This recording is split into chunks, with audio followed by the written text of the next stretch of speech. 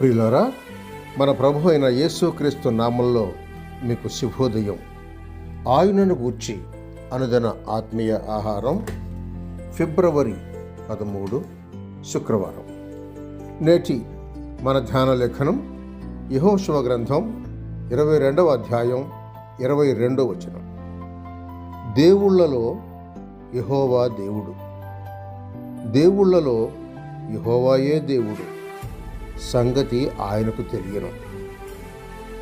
వ్యాఖ్యాన అంశం: ద్విమనస్తత్వం వద్దు. వ్యాఖ్యానాంశం: ద్విమనస్తత్వం వద్దు. వ్యాఖ్యానం: పైన వ్రాయబడిన మాటలు భక్తి గలవారు చెప్పినట్టే కనిపిస్తుంది. కానీ క్రమేణా ఈ 2.5 గోత్రముల వారి నిజస్థితి బయటపడింది. వారు పూర్ణంగా కనానులో చేరటానికి ఇష్టం లేక చెరిసగం త్రోవలోనే నిలిచిపోయినట్టు యోర్దాను యువతలనే స్వాస్థ్యం చేసుకున్నారు. దేవుని పిల్లలకు దూరమయ్యారు. ముఖ్యంగా షిలోహులో ఉండిన యెహోవా మందస్సం యొద్ద నుండి బయలుదేరిపోయారు. యెహోషువ గ్రంథం 22వ అధ్యాయం 9వ వచనం చూడండి.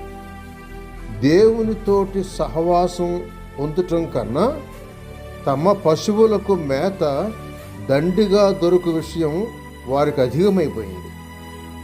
వేరైపోయి దేవుని సెలవు లేకుండానే ఒక గొప్ప బలిపీఠం కట్టారు. అది చూపుకు చాలా గొప్పది, కానీ కేవలం తప్పు రీతిగా కట్టబడింది. 22వ అధ్యాయం 10వ వచనం. దీని ఫలితమేంటి? క్రీస్తు వచ్చేసరికి చెరిసగం తోవ చేసుకున్న భక్తులైన గాదీయులు అభక్తులై క్రమేణ దయ్యాలతో నిండినవారై ధర్మశాస్త్రానికి విరుద్ధంగా పందులను సాకువారై అధ్వాన్న స్థితికి చెందారు. మత్తయి సువార్త 8వ అధ్యాయం 28వ వచనంలో చెప్పబడిన గదరేనీయులు ఎవరనగా చెడిపోయిన ఈ గాదీయుల సంతతి వారే.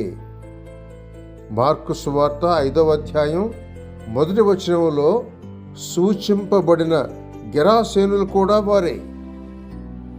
అంతేకాదు, లూకా సువార్త 8వ అధ్యాయం 26లో చెప్పబడిన గెరసేనీయులు కూడా వీరే అని పెద్దలు అంటారు. కాబట్టి సగం కాక పరిపూర్ణంగా క్రీస్తును నమ్మి లోపలికి వచ్చి ఉండేది మంచిది. లోకంతోనూ క్రీస్తుతోనూ సంప్రదించాలని మనసులో ఆలోచన పెట్టుకొనకండి. సహోదరుడు సైలస్ ఫాక్స్.